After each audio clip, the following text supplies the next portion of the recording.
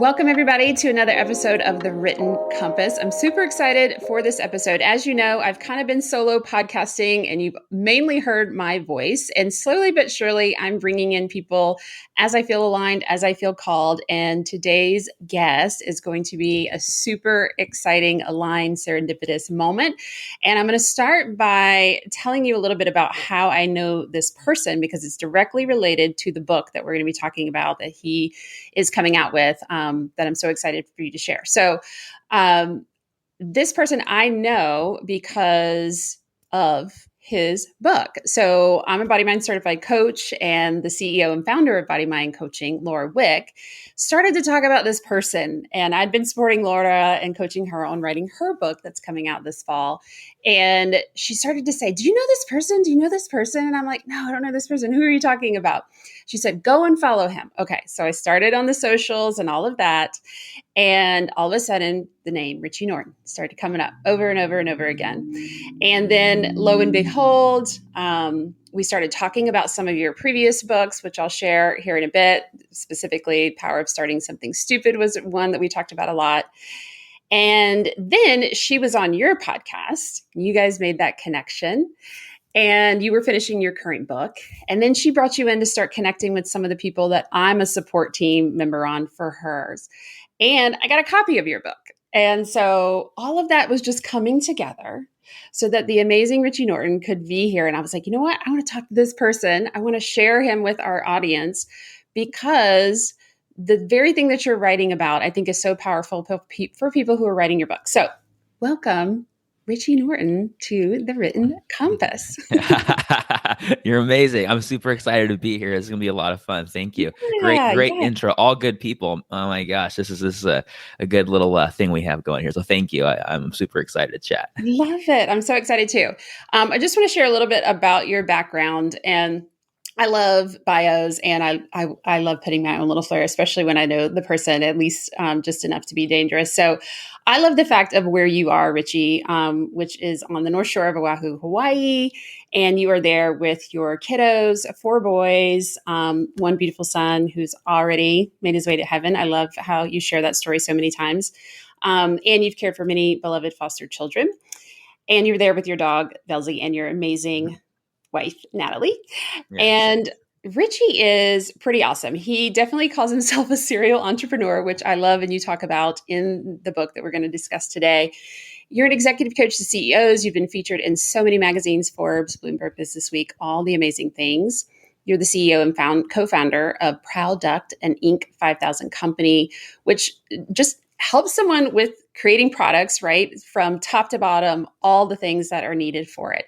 But today we're here because of this amazing book that is getting ready to, it's already blowing up. I hope you know that and realize that and claim that. But really getting ready to come up here at the end of August, right? Yeah. The Anti-Time Management is what it's called. The Power, nope, that's your other book. So I'm saying those too. But the subtitle I really like: Reclaim Your Time and Revolutionize Your Results with the Power of Time Tipping. So, Richie, I want to start with, you've written before, but something tells me that this book feels and is functioning a little differently maybe than previous ones. So give us a little, this one was a long time in the making, right? Yeah, I've been working on this book for, on average, I'd say almost a decade. And It's because after I wrote my last book, The Power of Starting Something Stupid, it did good. And I've been teaching from that material and helping people start their quote unquote stupid ideas. Stupid is the new smart, and did really well. I mean, Brene Brown did a blog post about it, and it blew it up. It's in 10 different languages. And what happened though is I realized real quick that yes, you need to live a life without regret.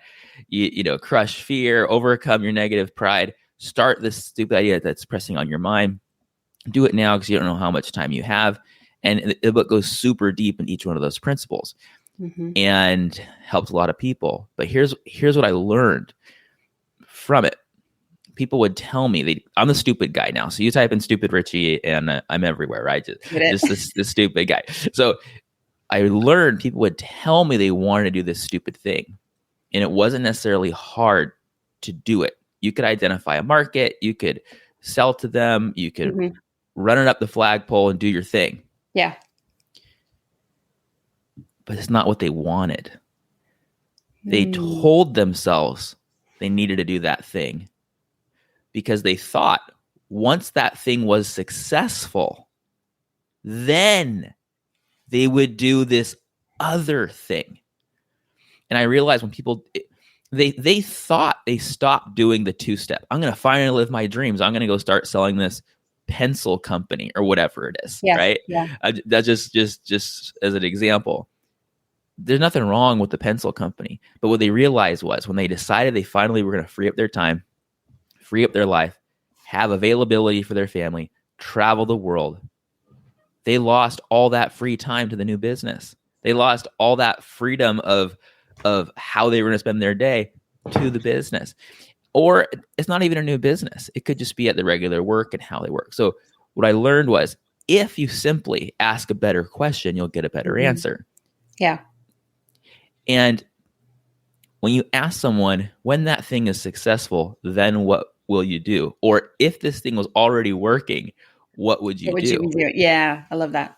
What's the job of the goal? What's the job of this dream? What's the job of this new idea? When you get beyond goals, beyond habits, beyond strengths, the things that we're all obsessed with which are merely tasks at the end of the day, they're milestones reaching to a bigger dream, a bigger goal. When you get past that and you start talking real, it changes the way you think.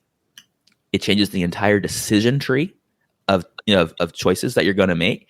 And it actually allows you to be able to live that dream right now, with or without the new business, or with or without the new job, with or without waiting to pay off your mortgage, with or without going to school, et cetera, et cetera, et cetera. That is what anti-time management is about. It's about realizing that time management was never designed to give you your time back or your freedom. It was specifically designed and tooled to control people. Yeah. Every drop of blood, sweat, and tear.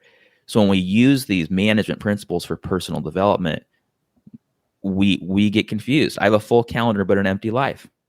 Woe is me. Yeah. Stop doing that. So there you go. There's a little preface to what we're talking about today. No, I love it, and I turned immediately to one of the early pages in the book because it's around that something else, that thing that you say, like. And the question that you pose is, what if you could arrange your work in such a way that it constantly supported your ability to do that thing, that something else? What if in the end, the thing you hope to do later could be done from the start? And the book is filled with these questions where you just stop and you're like, wait, what? What did you just say? Because we're such, and I've had been in conversations where you're talking about this in other ways. We're so stuck with that how, right? The how is the thing that gets us what we want. And I'm not going to quote you correctly, but you shared something on a call when I was with you through Team Body Mind. And you said, like, as soon as the dream becomes like the work or the job or the how, like the how to, it's no longer a dream. Yeah. Don't turn dreams into jobs. The job of a dream is to set you free. Why do we do that? And we know why. Like when I say it that way, when we phrase it that way, when it's clever that way, it's like an aha moment. But if you think on it just very at a basic level, it's because we were taught to do that way from kindergarten. Yeah, we were trained. Yeah. You're like, you have dreams, and the kindergartner goes, yeah, I'm a superstar. And she's all of a sudden a superstar. And then they go, no. You have to go to 18 years of school before you can ever. And you're like, okay, well, I guess that's the way it is now. Yeah. I've had my 9-year-old, he's the thinker and very like empathic, and he will not go to bed and all of a sudden come down and like, Mom, what if I don't? And this is what he comes up with. What if I like don't do well in school, and then I can't go to college, and then I can't get a job, and then I can't pay, like, boom, all these things. And I'm like, you're 9, you're 10 now. Like, what? This is early. This idea of these things that are supposed to get us what we want, this if then, this when then scenario and thinking. Yeah. And also, what a cool way for him to be thinking, meaning he's thinking of his future and he cares. You know what I mean? it was very mixed, right? Like, no, it's amazing. And that's the thing is like everything we do, not everything, but like in general, the things we do are learnable skills. yeah. And we can learn to do things based on our values. The challenge is that we've been taught to time our values instead of valuing our time. Mm-hmm. And that hurts people who love their values. They go, I have these values. I'm going to do all these things to one day live them. And then when they look back and they go, but I never did. Yeah. That is what I'm trying to help people avoid. Because it's just a matter of doing things a little bit differently, thinking just a little bit differently from the start. If your goal is to create more time for your family, I'll just use that as an example. It could be anything. Mm-hmm. Then you would measure your success. You can measure it any way you want, but you could say, what's my, like there's cash flow. You could say, what's my time flow? You could say, this project's going to take up this much time. Why couldn't you say, why can't this project create this much time? And it's because we don't think about it. But once you do, again, the decision tree changes. You make different choices. You bake it in from the start. How do you expect to bake a cake without sugar and then for you to eat it and it to be sweet? It doesn't work that way. Yeah, I get you can put substitutes for sugar. That's not where I'm going. Right. But if you don't bake in like your freedom of time, your autonomy from the start of your journey, it's not going to show up suddenly. How do you expect it to show up later? Yeah. You go, I'm gonna exit in 5 years, or I'm gonna stop doing these things in 5 or 10 years. And you go, yeah, but my kid's 9 or 10, and in 5 years, he or she will be whatever age your kid is right now. Mm-hmm. This is why are we living in the first place, right? We're here.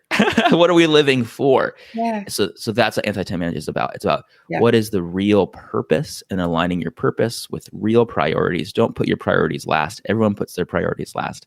Put your priorities really first, precede projects. Figure out a way to get paid to do it so that your work supports your dream and you're not sacrificing your dream for your work.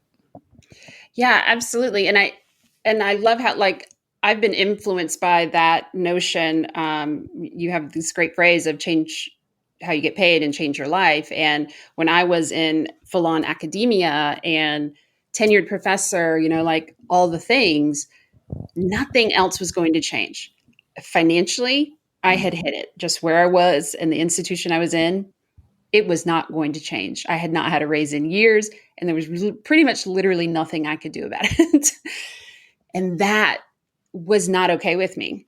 And when I started to realize, and that's kind of when coaching came into my life and all of this, and I started to, the biggest thing was I could start to be in control in a very different way of time. And, oh, by the way, be paid when I'm not working or not directly, right? Like it wasn't connected in the same ways anymore. And there was no limit all of a sudden, right? It was just this really interesting thing. And so I know Laura has been around you and all that. And so I'm glad that this content is out in the world for us to ask more questions. Thank you. And that's actually a really wonderful story. And anyone that was paying attention to what you said knows because you kind of brushed over it, but that's a really big deal, to be working and be tenured, you're set for life. Oh, yeah. It's I would have to do some really vicious things too, right? To lose that job, right? Yeah. That's the dream. And for whatever reason, you decided to change that, and it sounds like for the better. And that's what's kind of cool about life, is that we can do all kinds of things. I was in my 40s when this happened. And the thing is being a professor, that was always that was the goal. And I did I very much followed the path of how you do that. And with a lot of then kind of thinking. And all of a sudden that just wasn't working for me anymore. That's amazing. That's a great example. I didn't always think this way, and No. we all have our thoughts, but as you know, at some point in time, My brother-in-law passed away at the age of 21 in his sleep. Crazy. And he was living on and off this for about 5 years. When that happened, it totally shook us because we did not obviously expect that. And obviously, it was the worst thing in the world. And reflecting on it, we were like, he didn't even get a chance to, quote unquote, grow up. He lived a great life. He did all the wonderful things, he needed to do in the short time that he had. But it wasn't the now you get to work for 40 years and finally retire and then live your dreams that we've been preached for, I don't know, over 100, almost 200 years now in America. Yeah. And when I realized that, I was like, you know what? When someone close to you passes away, and everyone's experience is different, of course, but you start realizing how few things actually matter. the things that we get mad over or frustrated over usually don't matter and have no meaning. They're meaningless. And when you start seeing the world through the filter of like what actually matters, what actually is meaningful, it really changes the way you think and changes the way you want to do stuff. And a few years later, my fourth son that you mentioned, Gavin, we named him after my brother-in-law, Gavin. He caught pertussis, and it was just too much on his little body. Mm-hmm. And I remember they took out all the wires and the tubes out of his, out of him in the hospital. And my wife, I just waited for those last beats of his heart. Like I held him for a second, put him in her arms. She's in a rocking chair. I'm just kneeling there with my hand on his heart, and he slipped away. And someone asked me later, it was a weird question. What did you learn? What did you learn from your brother-in-law passing away, from your son passing away? And I was like, what did I learn? And what am I supposed to learn? I don't know. I didn't want to learn any of this stuff. What are you talking about? And I came up with what I call Gavin's Law, which is live to start to live. When you live to start those ideas that are pressing on your mind, you really will start living. Because we have ideas. We have thoughts. Sometimes maybe we're in a state where we just feel like there's not much, but at the same time, we tell ourselves, I'm afraid, I'm not going to do it. I'm going to put it away. I'm going to wait till later. I have to do 20 steps before I can do the 21st thing that actually needs to be done. Even though the 21st thing is, I could start there anyways. Like we start doing all these things, but when you live to start and you start to live, you really will start living. So the idea is, from the power of starting something stupid, what is that thing you would regret? Do it now. Here's how. And the idea of anti-time management is, was that really the thing you would regret? Right. Or was that just a step? Because the intent is, as Covey would say, begin with the end in mind. But most of us, we begin with means in mind. Yeah. And we turn means into ends unto themselves. You want to be a good parent, so you decide you're going to coach their team. That's awesome. Coaching the team is a means, not the end, because you could be a terrible coach and be really like a terrible person on the field to your kid. That's not helping. Yeah. So you can still be the coach, but if the goal is to be like a nurturing, loving parent, you're going to act in a certain way. So I'm not judging or prescribing anything here. I'm just describing the way that if you look back at, is the life you're leading really the life you want? And with a new thought, what's the goal of the goal? Could you change it to start living those values from the beginning, baking it in from the start? Yeah. I'm closing my eyes. People can't see that, but I'm just absorbing all of it. And it's making me want to ask about how then, like, what was for this book? I mean, you wrote this book. Tell me about the process here, because you said you've been reading it for a decade. When did words start appearing? Because I'm going to guess there was, obviously you were experiencing things and things were coming in and all of that. But tell me a little bit about the nuts and bolts of when words started to be on a page somewhere. No, that's a good question. This is out of left field. I'm a songwriter. I grew up doing punk rock, writing songs. I've written well over 100 songs, maybe hundreds. Wow. But easily over 100 are recorded. And I was even offered a 5-year contract. I decided not to take it, ended up moving to Brazil and doing mission work instead. But I always have thoughts. And as a person who is, trying to say clever things and write fun music, I would always carry pen and paper with me. And I would just write down the thought. As cell phones and smartphones became a little more easier to use, I started just writing them in notes. So my process is this: if I have a thought, write it down. I might even just write down the thought, sure paper, sure notes, yes, email it to myself and label it, so that I have an area where I can go find these thoughts. Yeah. And I can explain like why it might take 10 years to do something, but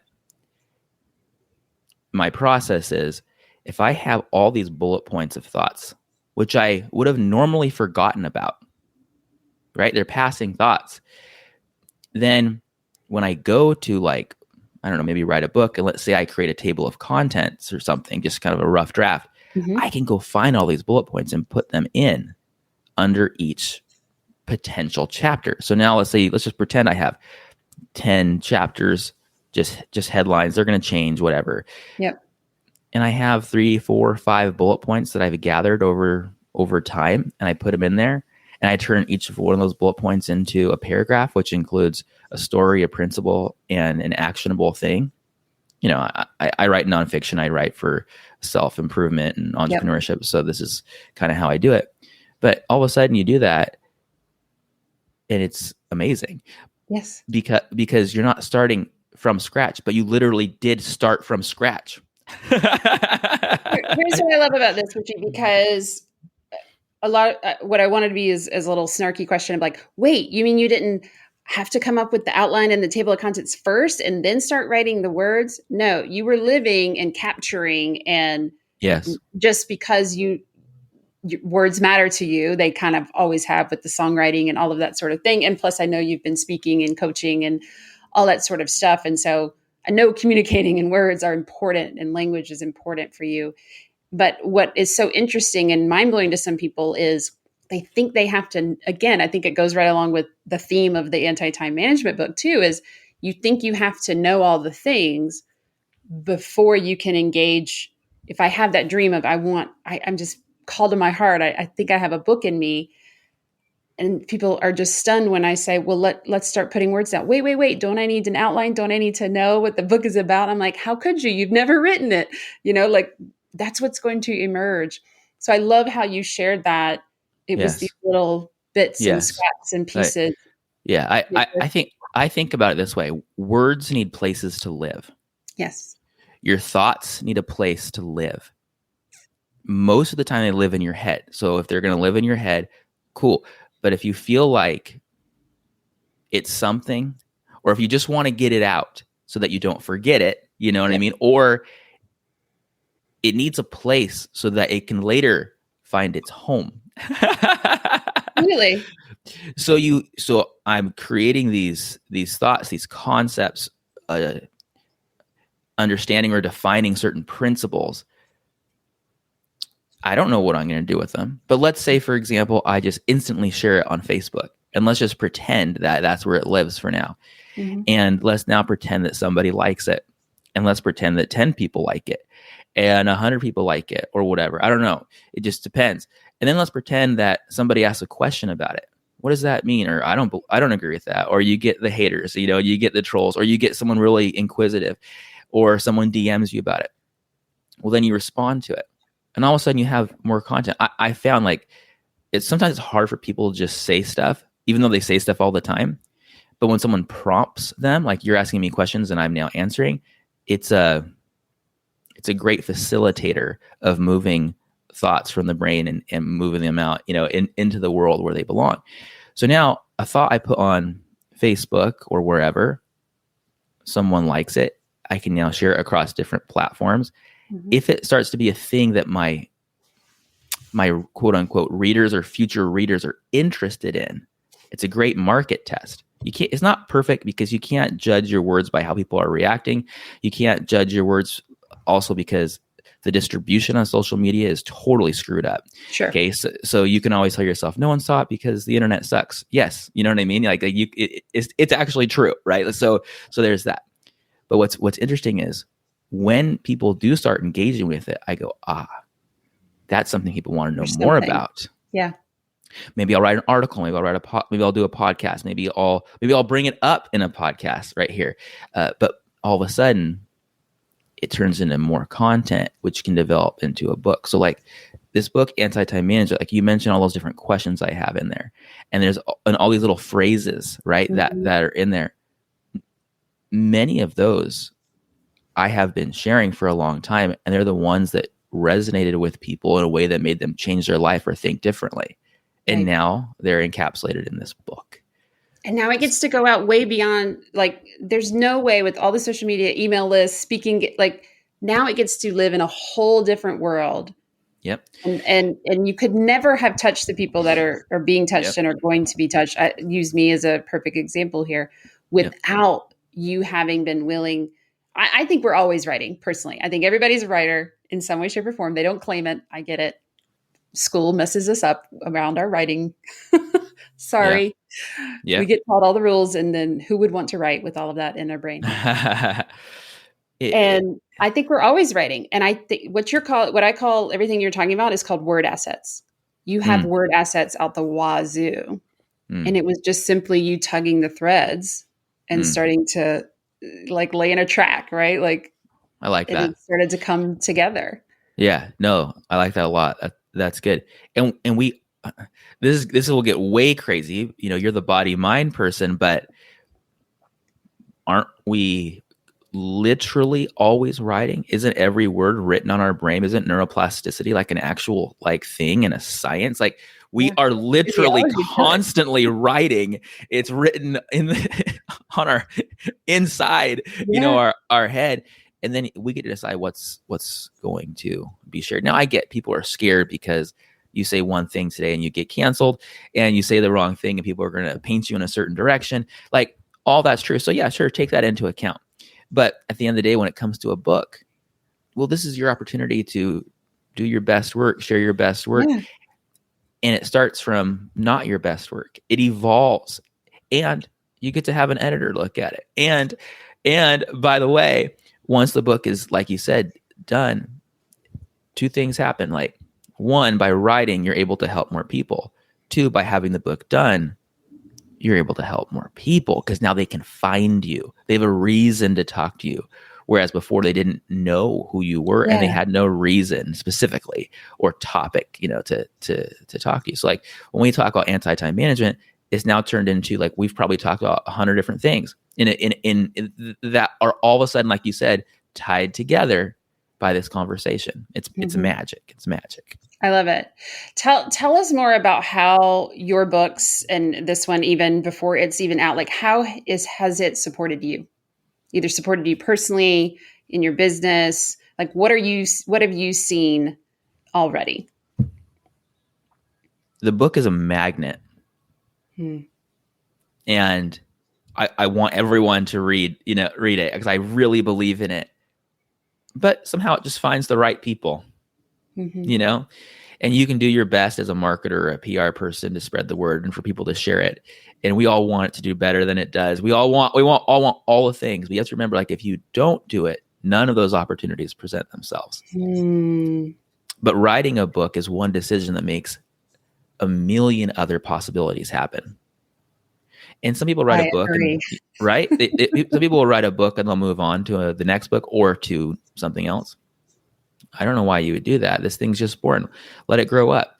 It's new to everybody who hasn't read it yet, you know? So you can turn it into something else. So like, as far as like what the book has done for me professionally, yeah. It has led to things I've never thought of. So also I'll be very specific. People start reaching out for help. I wasn't thinking I should have been, but I wasn't necessarily thinking about now becoming a consultant to companies and now becoming a coach to people. And sure, maybe it's out there. These are all possibilities. But when someone's asking you to do it, they're coming to you for it. well, now I kind of have to, right? Mm-hmm. Or at least I get to choose how I'm going to do it, whether I'm going to do it or not, which turned into online courses, which turned into people telling me they wanted to make physical products. I have a background in that. So now I'm making over 100 different physical products. I started that company, Product, that you mentioned, products you're proud of. It's not some weird accent. People are like, Product, where are you from? I'm like, no, just the word proud, and that's had me go all over the world, visiting factories, doing these things. It's led to another book deal. It's led to me creating companies that edit videos for people. And people go, Richie, why do you do so many things? You seem like you're all over the place. And I go, now I'm used to it. But in the beginning, I was almost like a little bit surprised, like, because in my head, it's all one thing. Right. I'm giving people their time back. I'm letting people live their dreams. I don't care if there's like 1,000 different ways to do it. Right. To me, it's like you go into a store, there's hundreds of products in that store, all with different supply chains. They're from all over the place. No one goes into a store and says, why are you doing 1,000 different things? They just go, oh, you're a store. You do one thing. You sell stuff to me. And so you can think about your businesses and separate them out however you want. But for me, this book has completely changed my life, my income, my opportunities. And by the way, because of the way I approach my work, it's always family-centered, time-centered, all the things that are valuable centered. So the idea is you work from the dream, not towards the dream. And because of that, it's only enhanced my personal life, only enhanced my time. Oh, and by the way, it attracts people who want the same thing. Right. So now all of a sudden I'm meeting people who are like-minded or willing to learn, people who care about this stuff. And all of a sudden my quote unquote network, I'm not sure how much I like that word or not, but my relationships, it's a different circle. It's a different level and it's fun. So yeah, books change lives. That's for sure. Absolutely. I love how, I think it goes back to, like you said, it's a magnet and you can't know all the different things that it's going to bring to you. And I love what you said that one way to guarantee, because a lot of people are like, oh, I don't know, is it gonna, is it gonna make me money? Is it gonna get me clients? Is it gonna whatever? And it's sort of like, that's not the right question to ask, right? Like you've obviously got things to share. You're here on this planet for a reason. And when people share their words in this way and it gets captured in a book, this beautiful thing can happen that no one can predict in that moment. And most of the people I work with, they're heart-centered. They're so wanting to help people. It's just this renewable resource over and over and over again that I see people getting to use. And I love how you said, like, you just don't know all the ways. And all of these new opportunities are showing up. Yeah. Directly connected to the subject area and also a little not, not. Yeah. Yeah. And that's amazing. And you could have never, you know what I mean? Like you weren't thinking that way. You weren't going, hey, like you said, let me be a consultant. Let me be this. One thing leads to another. And you can think big and dream big and do all these things, which you should. But there's this, it's an interesting word, the asymmetry, being asymmetrical, the idea that a small move can create large outputs. That's what a book does. And if you're measuring for, I have to sell 100,000 books to be successful, that's you. That's not necessarily true. Right. It could have you could have said 1 million. You could have said 10. You could have said 1. You could have said 0. It's for me. Mm-hmm. So we measure success based on however we think we should measure success. But if you were to ask yourself, what would be the effect? Or Aristotle called it final cause. What would be the effect or final cause of selling 10,000 books? And you go, oh, then I'd be able to have all these, I'm making it up. Then I have all these clients.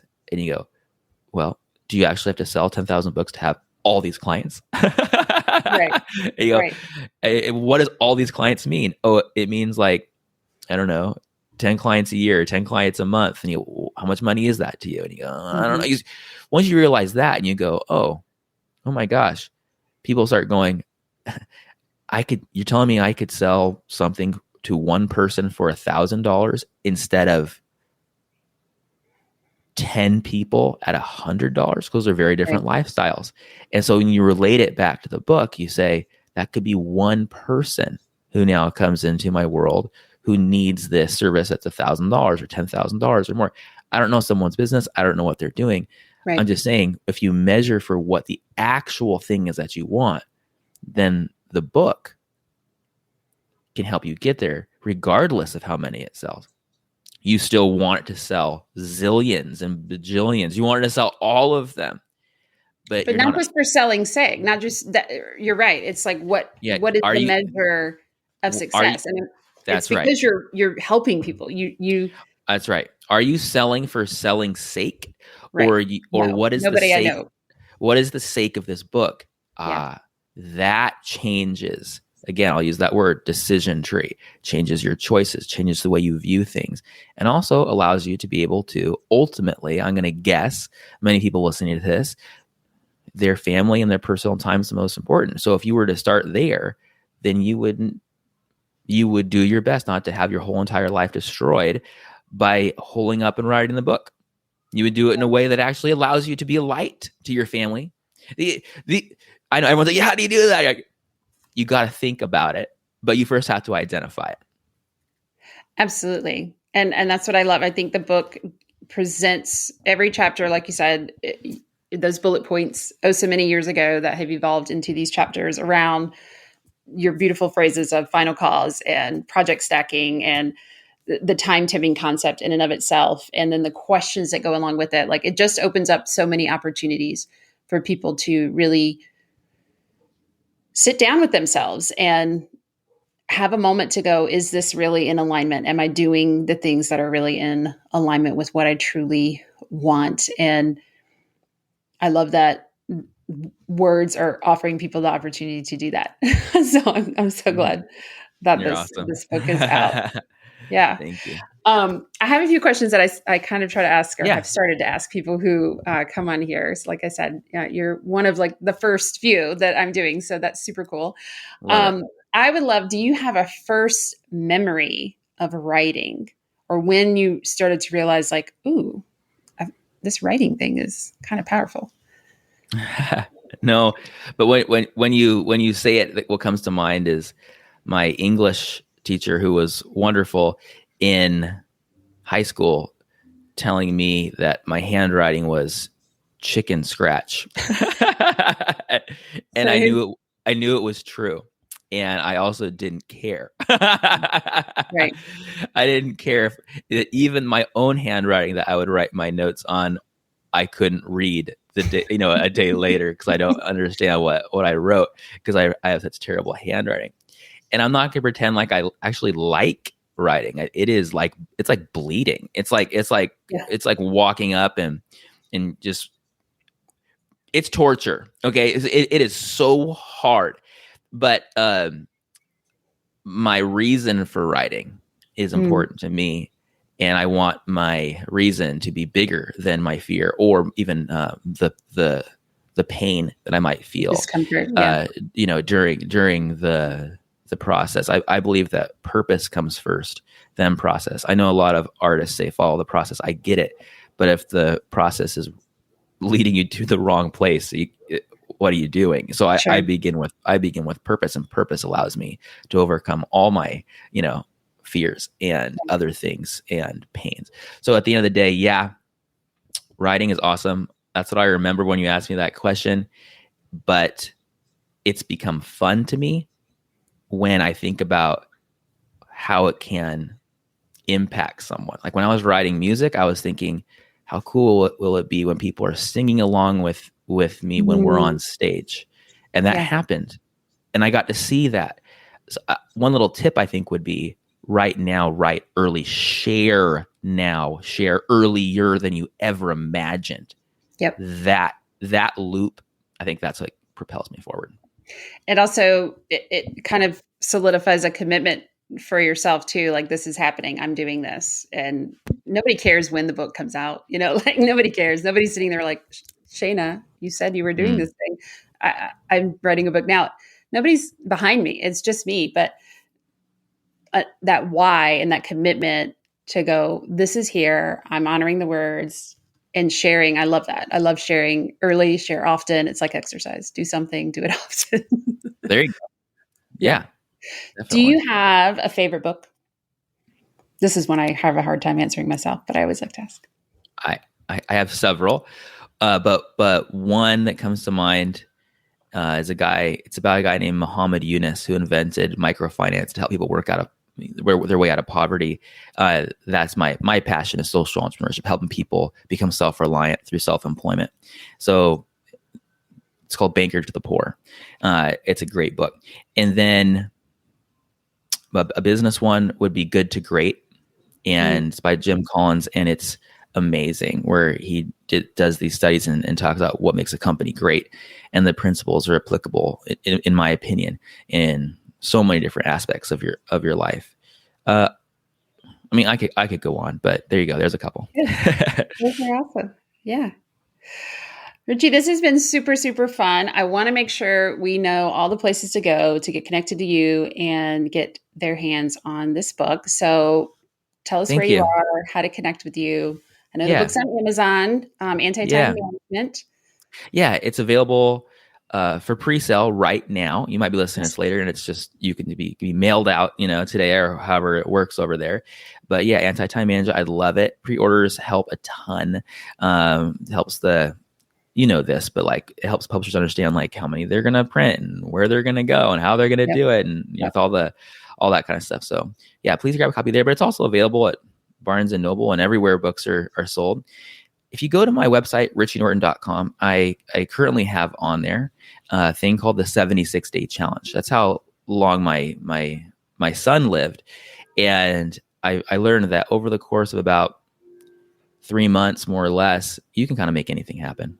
You can make anything happen. Even if I say, I've been working on this for 10 years, we all know that when it becomes crunch time, nobody's more productive than a procrastinator with an impending deadline. So you can move mountains when your dreams have due dates. So if you go there, put in your email, you'll get step-by-step how to kind of make some of these things happen. And whether that's writing a book or not, it's definitely applicable. And I have more things. If you go, it's not there yet, but I'll say it anyways. If you go to richienorton.com/time, I'm going to have so many amazing resources. I'm super excited for that. As I'm reading the book, I'm like, oh, I can't wait to go and get all of these things. People already going there and go, Richie, there's nothing there. And I know. You just wait. But yeah, that'd be good. So yeah. Awesome. Yeah. Time means so many things to so many different people. And so if you want a very unique and powerful, yet it really is a simple perspective, the difficulty is just allowing yourself to ask your own self and connect with yourself and really ask these questions. I cannot recommend this book enough, Anti-Time Management. So go grab your pre-order, go find Richie's stuff, connect with him. He is wonderful to connect with and just so gracious. And I'm just so grateful you were here. Thank you so much.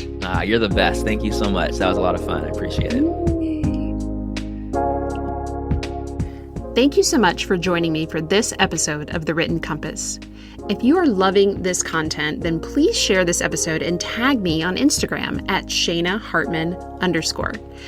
And if you're wondering how you can implement the ideas I share here and really begin creating your amazing book, I want to connect with you even more. Head over to shaynahartman.com/thewrittencompass to learn even more about not only writing your book, but truly experiencing your words.